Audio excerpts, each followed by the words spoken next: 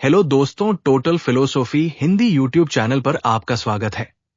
यहाँ हम रोजाना ऐसी ऑडियो बुक्स आपके लिए लाते हैं जो आपको जिंदगी को देखने का एक नया नजरिया देती है। आज हम बात करने वाले हैं एक ऐसे दार्शनिक जिसने मिलेटस की गलियों से निकलकर दर्शन शास्त्र के जगत में एक सम्मानीय स्थान को पाया। हम बात करने वाले हैं अनाक्सिमेंस के जीवन, दर्शन और विचारों की। तो चलिए चलते हैं अनाक्सिमेंस की दृष्टि से दर्शन शास्त्र को देखने। बहुत समय पहले, जब आज के आधुनिक विज्ञान की कोई झलक तक नहीं थी, जब लोग आकाश, धरती और समुद्र को केवल रहस्यमयी शक्तियों का खेल मानते थे, उसी समय ग्रीस की भूमि पर कुछ ऐसे महान लोग पैदा हुए जिन्होंने दुनिया को सवाल पूछना सिखाया। ये लोग थे प्रारंभिक दार्शनिक। उनमें से ही एक था अनैक्सिमेनीज। लेकिन अनैक्सिमेनीज को समझने से पहले हमें थोड़ी देर के लिए उस दौर की कल्पना करनी होगी। वो समय था लगभग 6वीं शताब्दी ईसा पूर्व का। ग्रीस की धरती छोटे छोटे नगर, राज्यों में बंटी थी। हर नगर का अपना देवता, अपनी सेना और अपनी संस्कृति थी। उनमें से ही एक नगर था मिलेटस। माइलीटस कोई साधारण नगर नहीं था। ये एशिया माइनर, आज का तुर्की क्षेत्र, के तट पर स्थित एक समृद्ध और जीवंत नगर था। यहां व्यापार, कला, संगीत और शिक्षा का गहरा माहौल था। दूर दूर से व्यापारी यहां आते थे और अपने साथ नई नई बातें, कहानियां और वस्तुएं लेकर आते थे। यही कारण था कि माइलीटस में लोग केवल देवताओं की कहानियों पर निर्भर नहीं रहे, बल्कि उन्होंने प्रकृति और दुनिया के रहस्यों को समझने की कोशिश शुरू की। इसी नगर में लगभग 586 ईसा पूर्व एक परिवार में एक बालक ने जन्म लिया। उस बालक का नाम रखा गया अनैक्सिमेनीज। इतिहास हमें यह नहीं बताता कि उसके माता पिता कौन थे, लेकिन इतना निश्चित है कि वे लोग माइलीटस की उस परंपरा से जुड़े थे जो ज्ञान और व्यापार दोनों को महत्व देती थी। उस समय के बच्चे अधिकतर समय खुले मैदानों, समुद्र तटों और गलियों में खेलते। लेकिन अनैक्सिमेनीज अलग था। उसे केवल खेल में रुचि नहीं थी, बल्कि वो आसमान में बदलते रंग, समुद्र की लहरों की ताकत और हवाओं की दिशा को ध्यान से देखता। उसके जन्म के समय माइलीटस में एक तरह की ज्ञान की क्रांति चल रही थी। थेलीस, जिसे पश्चिमी दर्शन का जनक कहा जाता है, ने ये घोषणा की थी कि दुनिया की हर चीज का मूल तत्व पानी है। अनैक्सिमांडर, जिसने एपेरॉन, असीम अनंत की अवधारणा दी, वो भी इसी नगर का महान दार्शनिक था। इन्हीं दोनों की परंपरा में एक नया शिष्य धीरे धीरे तैयार हो रहा था, अनैक्सिमेनीज बचपन से ही अत्यधिक जिज्ञासु था। वो अक्सर अपनी मां से पूछता, आकाश क्यों नीला है? हवा दिखाई क्यों नहीं देती? लेकिन हमें हिलाती क्यों है? बारिश कहां से आती है?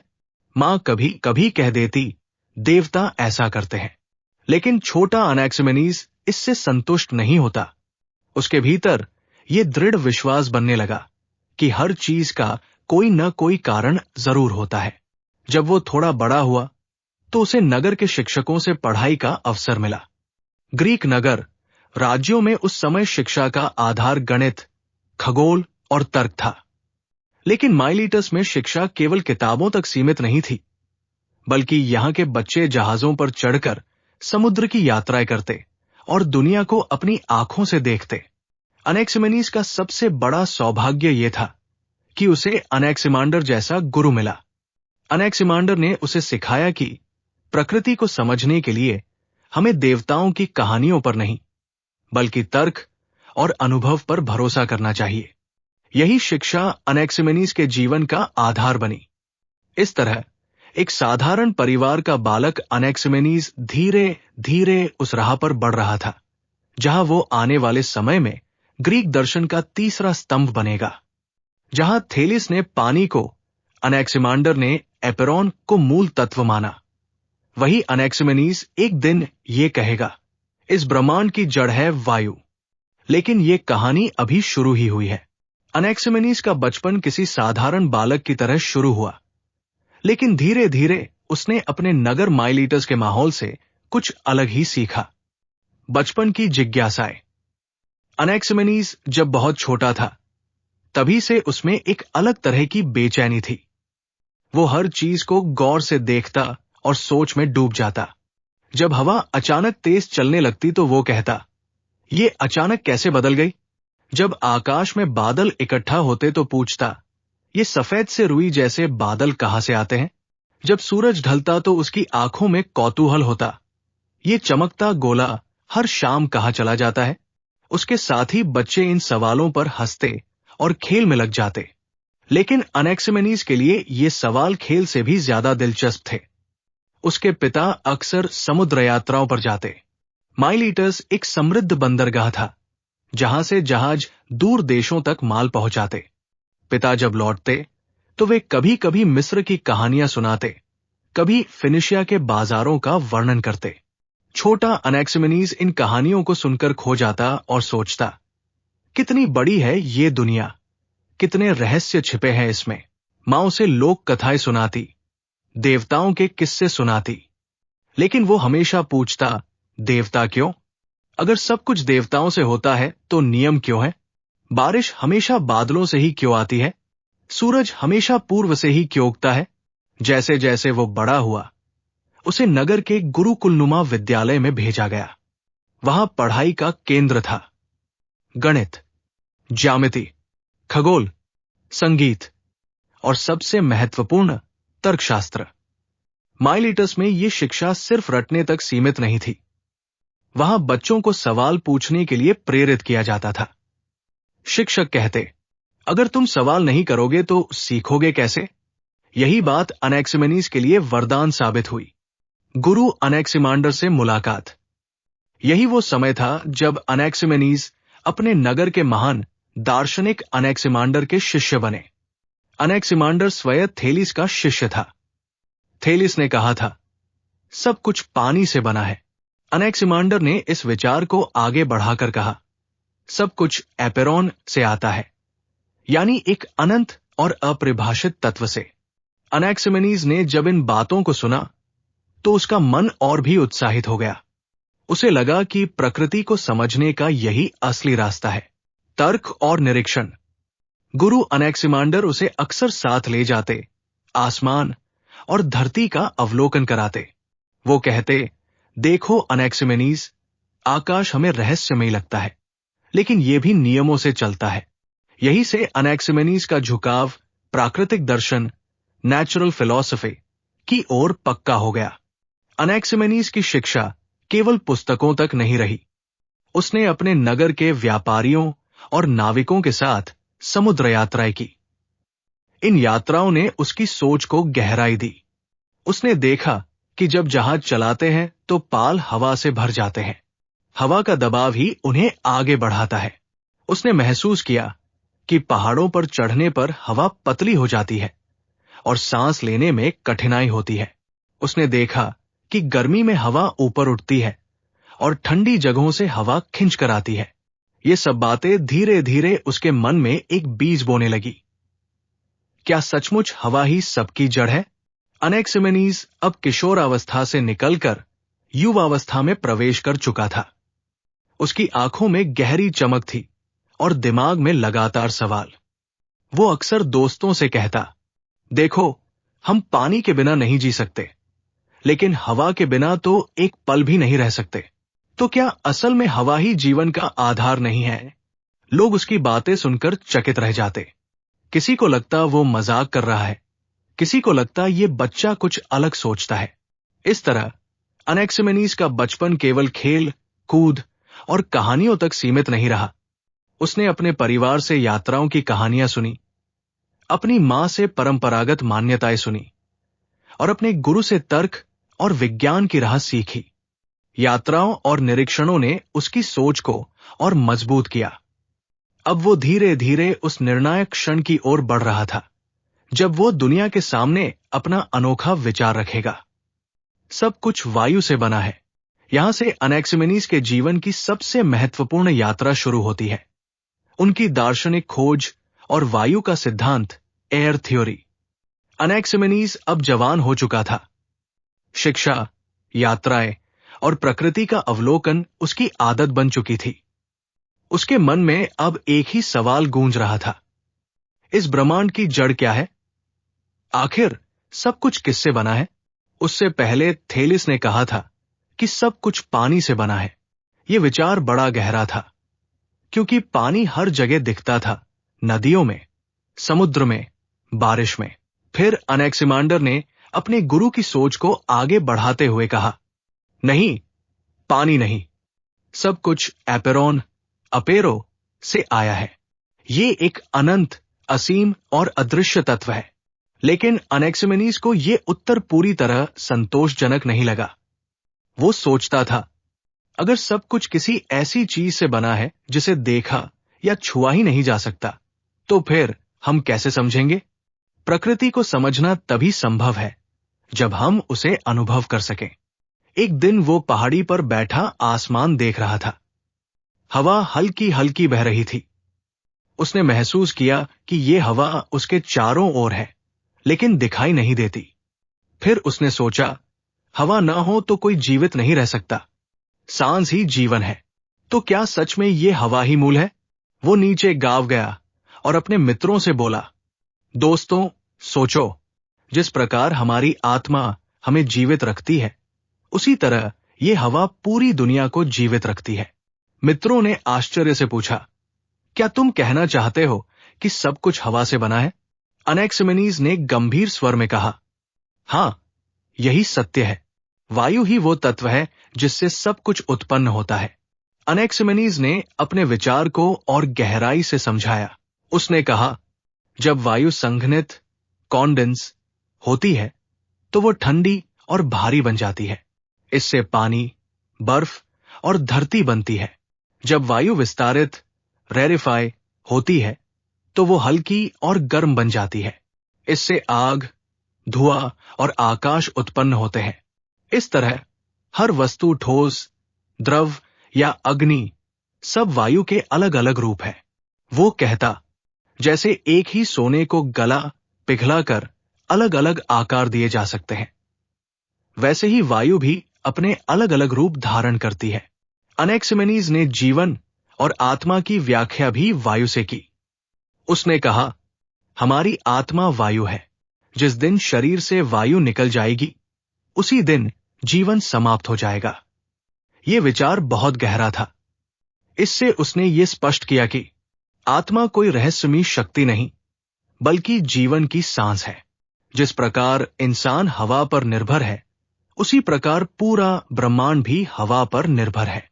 अनेक्सिमेनीज ने समझाया कि वायु केवल हमारे चारों ओर ही नहीं है, ये पूरे ब्रह्मांड को घेरे हुए है। धरती, आकाश, तारे सब इस वायु से जुड़े हुए हैं।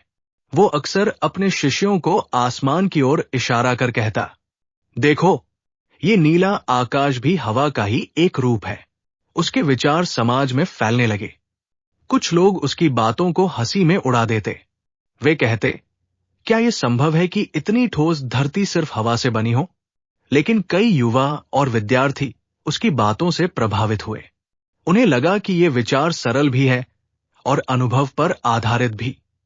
आखिरकार हवा को हर कोई महसूस कर सकता है, सांस ले। इस तरह अनेक्सिमेनीज ने ग्रीक दर्शन को एक नया आधार दिया। थेलिस ने पानी को मूल माना, अनेक्सिमांडर ने एपेरोन को। लेकिन अनेक्सिमेनीज ने कहा, नहीं, सब कुछ वायु से उत्पन्न होता है। वायु ही जीवन है और वायु ही ब्रह्मांड की आत्मा है।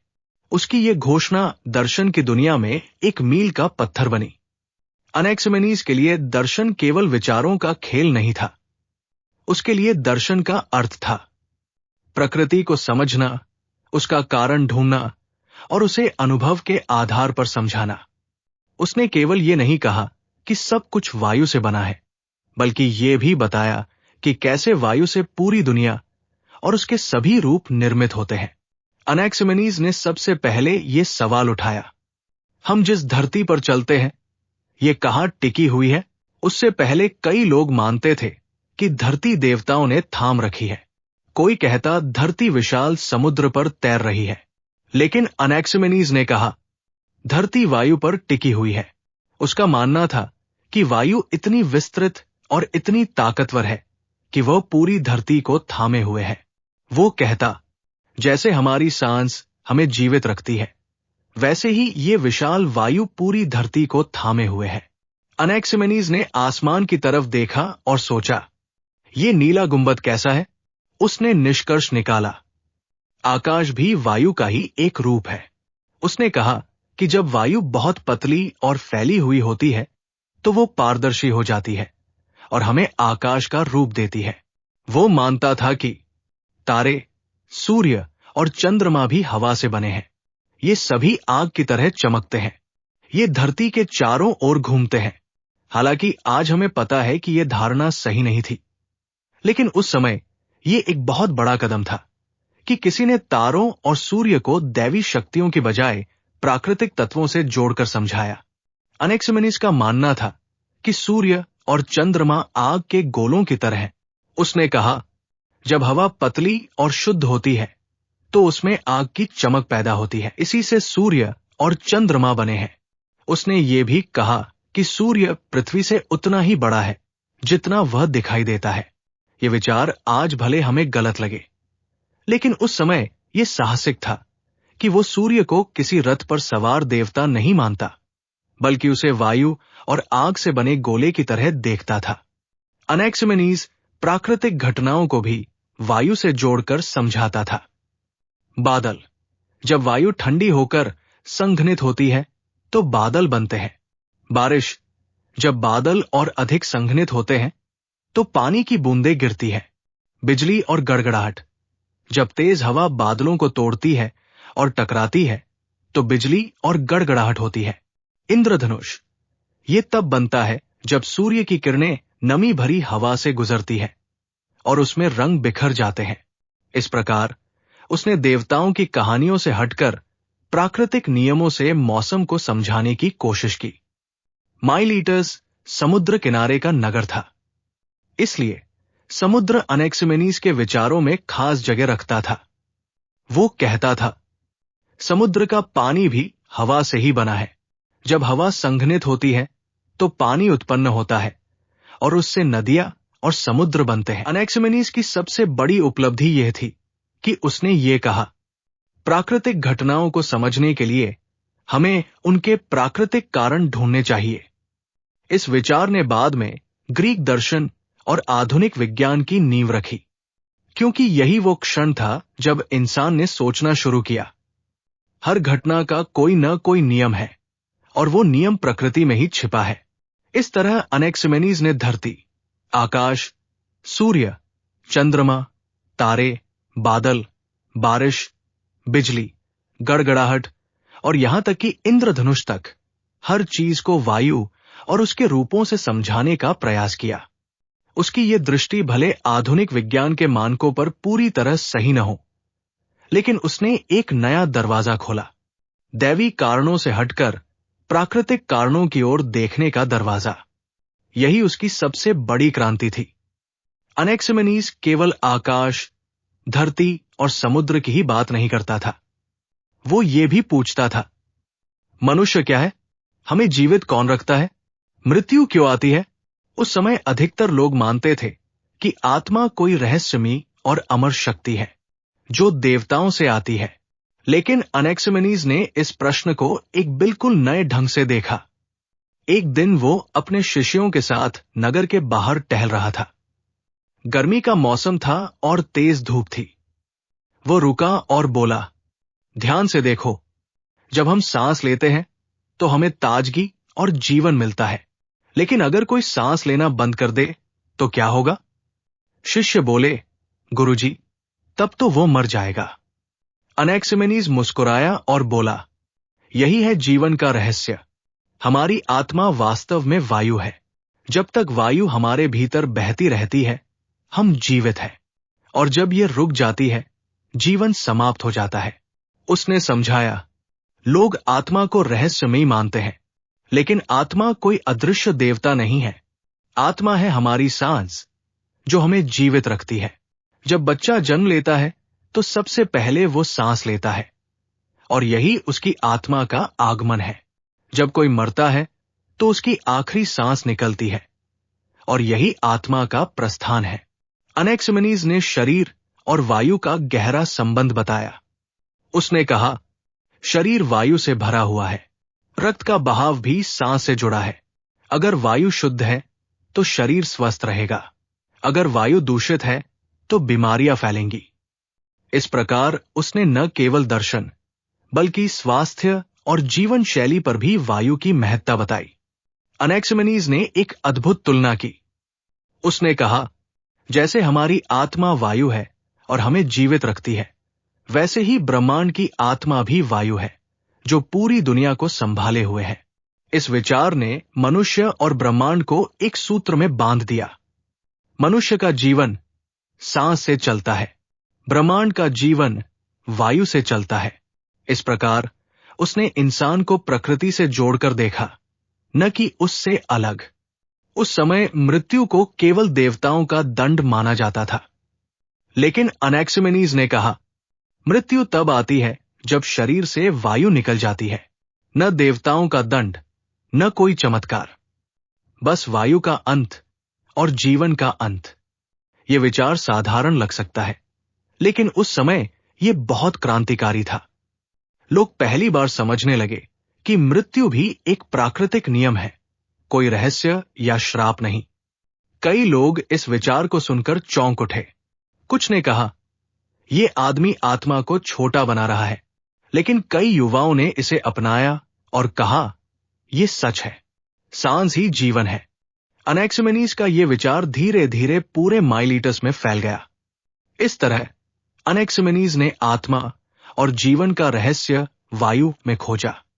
उसने कहा, आत्मा कोई अदृश्य जादुई शक्ति नहीं, आत्मा है सांस। मनुष्य और ब्रह्मांड दोनों वायु से चलते हैं। जीवन और मृत्यु वायु के प्रवाह पर निर्भर है।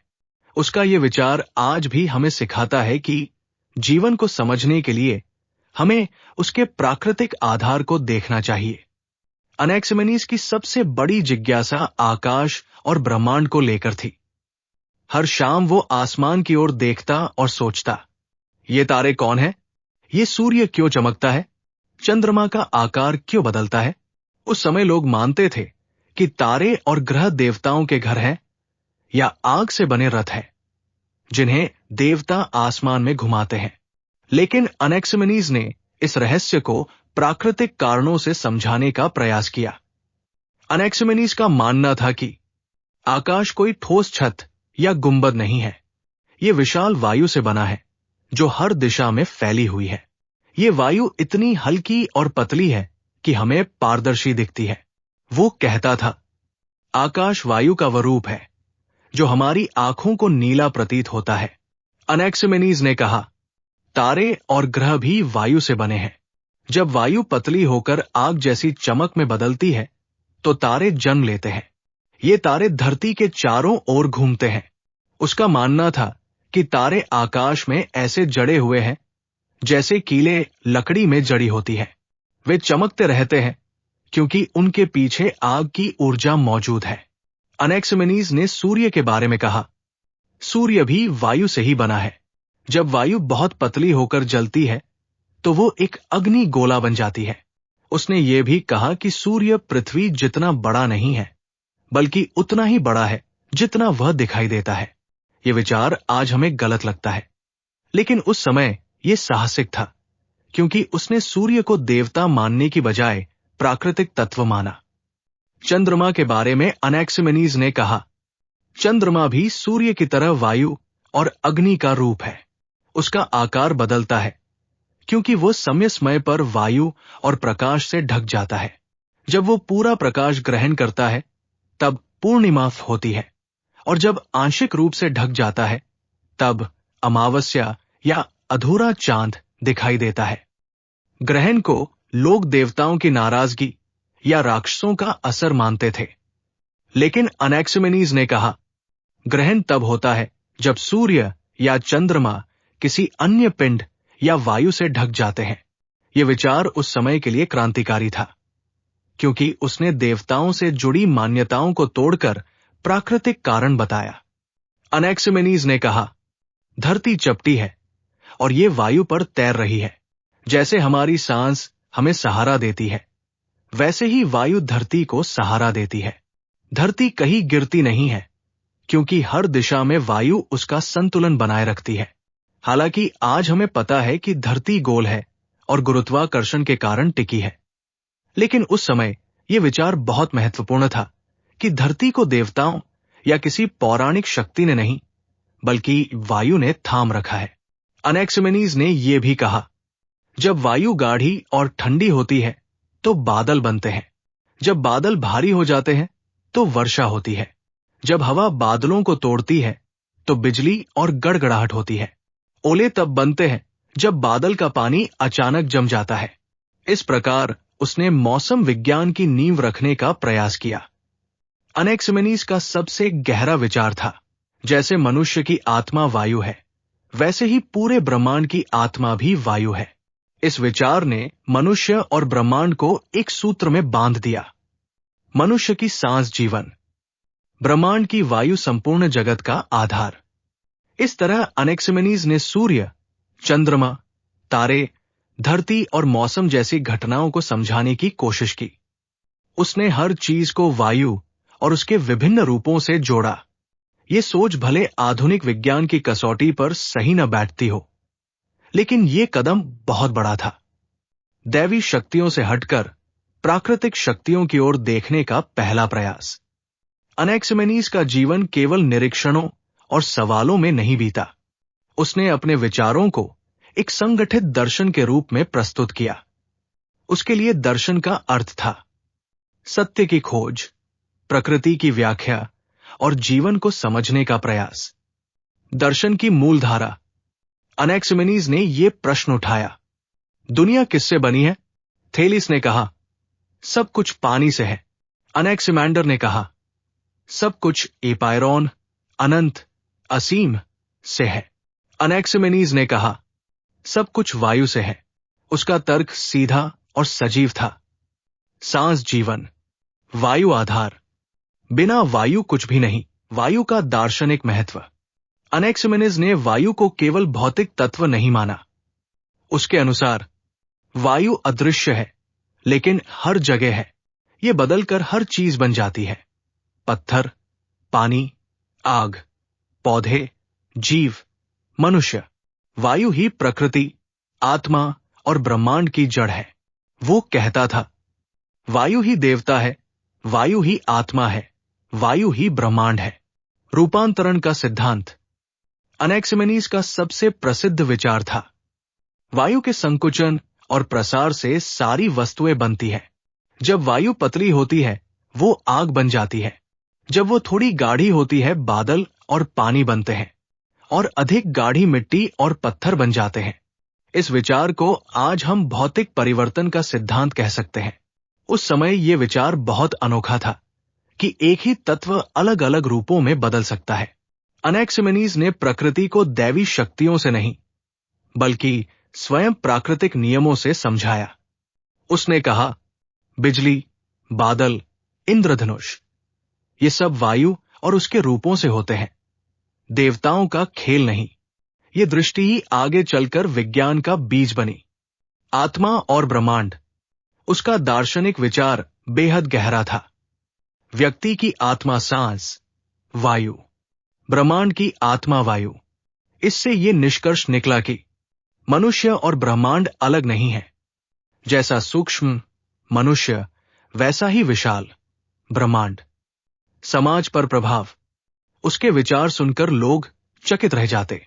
कई लोग कहते, ये युवक देवताओं की शक्ति को नकार रहा है, लेकिन युवा पीढ़ी और जिज्ञासु दिमाग वाले लोग कहते, यही तो सच है, सांस ही जीवन है। धीरे धीरे माइलीटस और उसके आसपास के नगरों में अनैक्सिमेनीज का नाम फैलने लगा। अनैक्सिमेनीज, थेलिस और अनैक्सिमैंडर के साथ मिलकर माइलेशियन स्कूल, माइलेशियन स्कूल का हिस्सा बना। अनैक्सिमैंडर ने उसे असीम की ओर बढ़ाया। अनैक्सिमेनीज ने उसे वायु में सरल और ठोस रूप दिया। इस तरह वो ग्रीक दर्शन की शुरुआती परंपरा में एक अहम कड़ी बना। हालांकि उसके विचार पूरी तरह सही नहीं थे। धरती चपटी नहीं है, सूर्य छोटा नहीं है तारे कील की तरह जड़े हुए नहीं हैं, लेकिन उसके तर्क का महत्व यह था कि उसने देवताओं पर निर्भरता छोड़कर प्राकृतिक कारणों की ओर देखा। अनैक्सिमेनीज के विचारों ने आगे के दार्शनिकों और वैज्ञानिकों को प्रेरित किया। हेराक्लिटस ने परिवर्तन और अग्नि को आधार माना। पाइथागोरस ने संख्याओं को ब्रह्मांड की जड़ बताया। प्लेटो और अरस्तु ने भी इन शुरुआती विचारों से सीख ली। अनैक्सिमेनीज का यह साहस कि वायु ही सब कुछ है, आगे चलकर ग्रीक विज्ञान और दर्शन का स्तंभ बना। इस तरह अनैक्सिमेनीज का दर्शन हमें 3 बातें सिखाता है। वायु ही आधार है, सब कुछ उससे उत्पन्न और उसी में विलीन। परिवर्तन नियम है, वायु के रूप बदलने से ही विविधता आती है।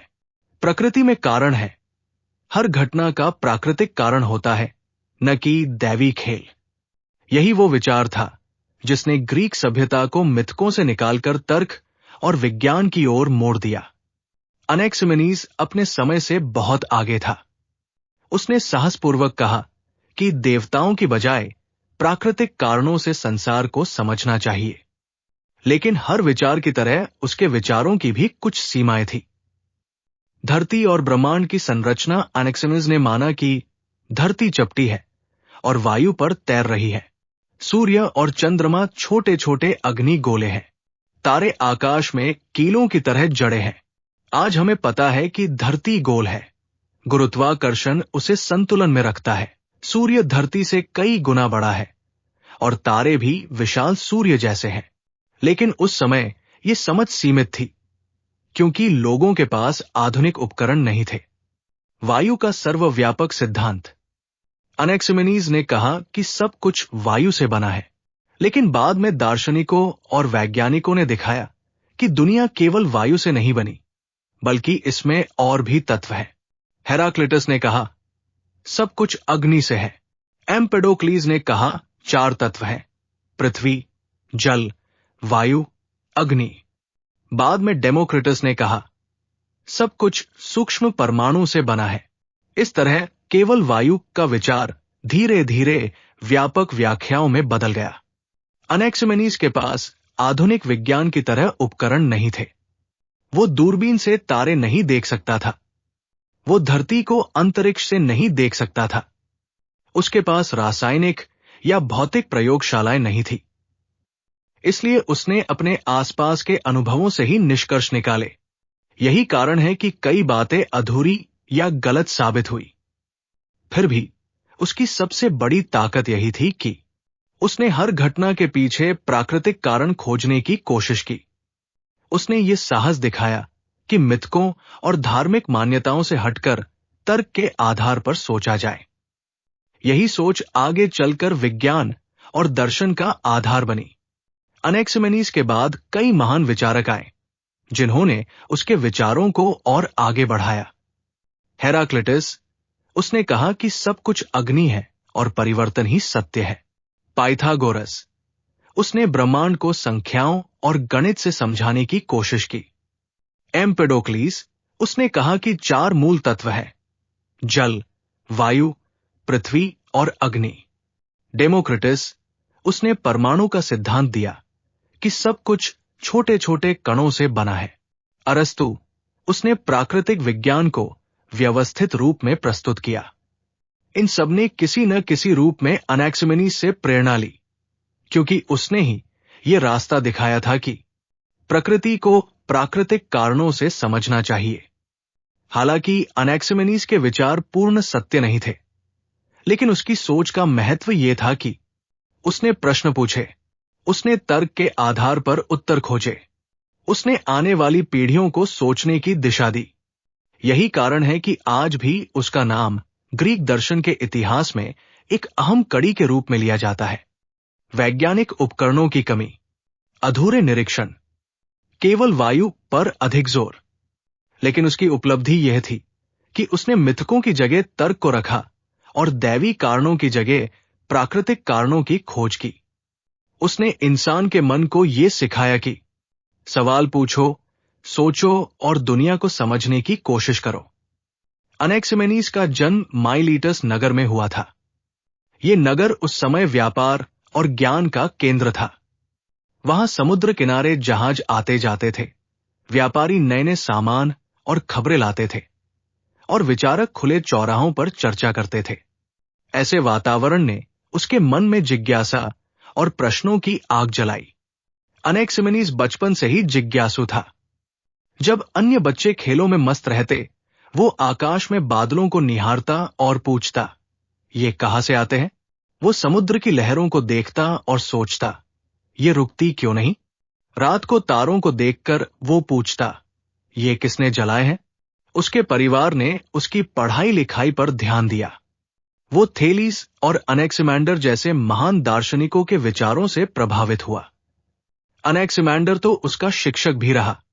युवा होने पर वो अक्सर नगर के बाहर निकल जाता। कभी समुद्र किनारे बैठकर लहरों की आवाज सुनता, कभी खेतों में हवा के झोंकों को महसूस करता। उसे लगता, सांस, हवा, लहरें सब एक ही शक्ति से जुड़े हुए हैं। वो धीरे धीरे अपने विचारों को आकार देने लगा। हर नए विचारक की तरह उसे भी विरोध का सामना करना पड़ा। कुछ लोग कहते, ये देवताओं का अपमान कर रहा है। पुरोहित कहते, आत्मा को सांस कहना अधर्म है। कई बुजुर्ग दार्शनिक भी उसे चुनौती देते, वायु ही सब कुछ है, ये कैसे संभव है? लेकिन अनैक्सिमेनीज पीछे नहीं हटा। वो शांत स्वर में कहता, मैं देवताओं का विरोध नहीं कर रहा। मैं केवल ये जानना चाहता हूं कि प्रकृति वास्तव में कैसे काम करती है।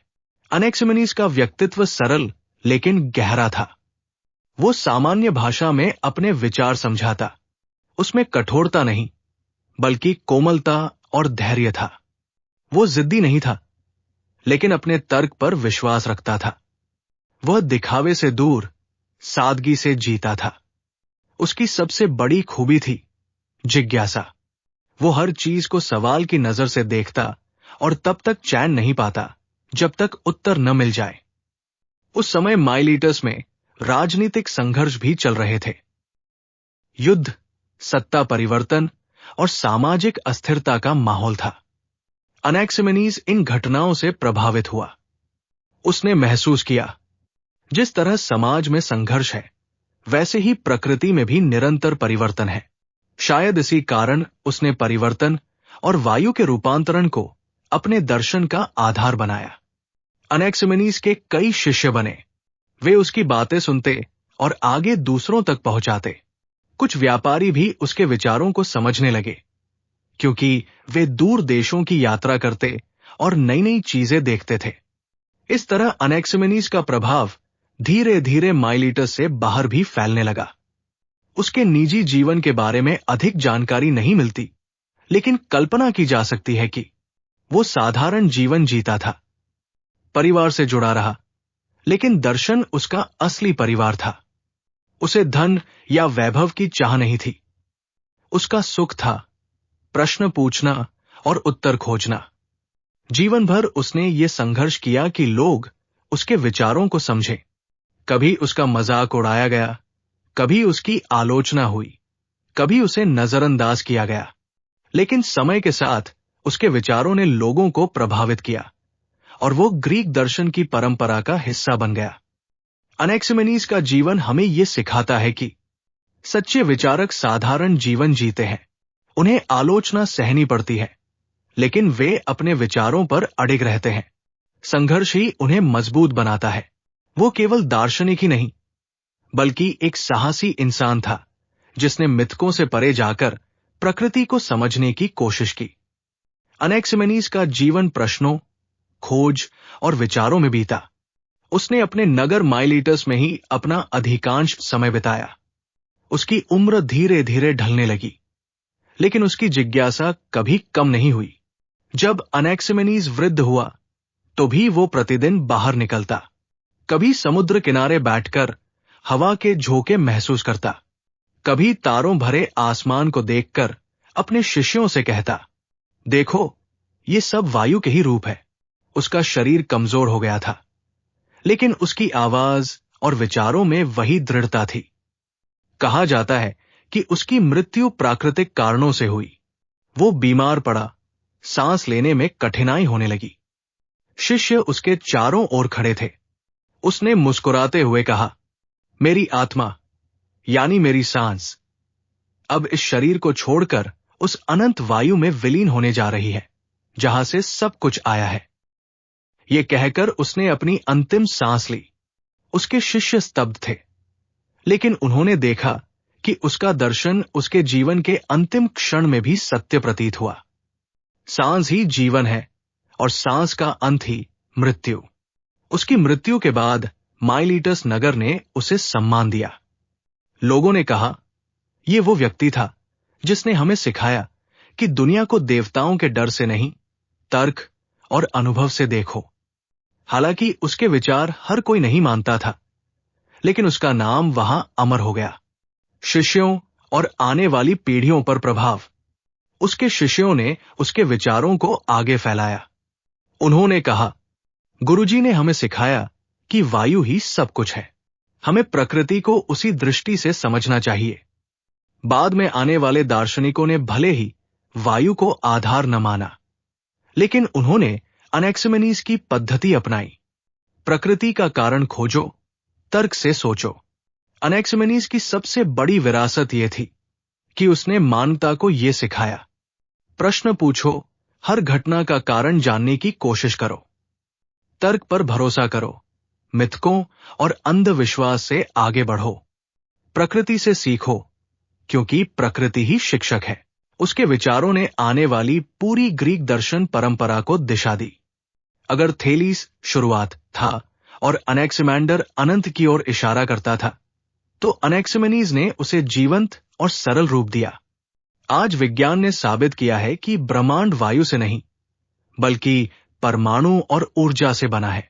फिर भी अनैक्सिमेनीज का महत्व बना हुआ है क्योंकि उसने दुनिया को प्राकृतिक नियमों से समझाने की शुरुआत की। उसने इंसान को प्रकृति से जोड़ा। उसने विज्ञान की राह में पहला कदम रखा। अनैक्सिमेनीज का जीवन भले साधारण था, लेकिन उसकी सोच असाधारण थी।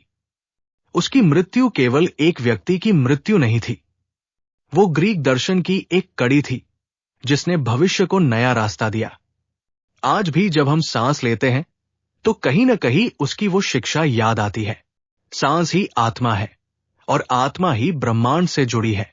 तो दोस्तों, आपको ये ऑडियो बुक कैसी लगी हमें कमेंट में जरूर बताएं।